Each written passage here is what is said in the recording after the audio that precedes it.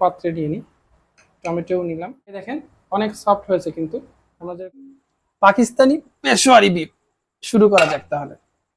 গোস্তের আগে প্রথমে দরকার হচ্ছে গাওয়া ঘি। এটা আমরা দিয়ে নেব 2 টেবিল চামচ।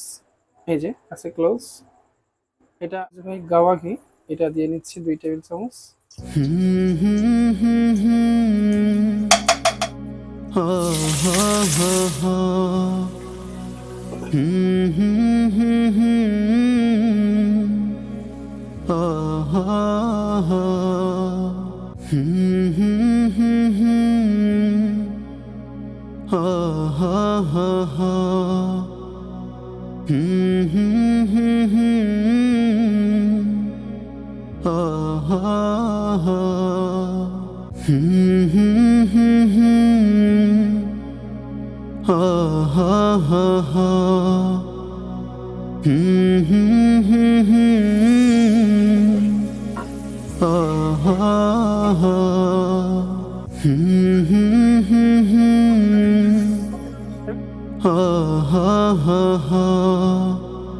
আমাদের পেশোয়ারি বিফ রেডি। এই যে দেখতে পাচ্ছেন ফাইনাল লুকটা, আমি আপনাদের দেখাই।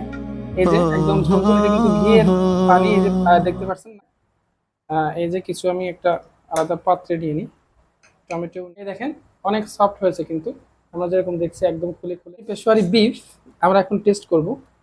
বিসমিল্লাহ। রান্নার থেকে ভিন্ন, অসাধারণ। একটু ঝোলটা ট্রাই করে দেখি।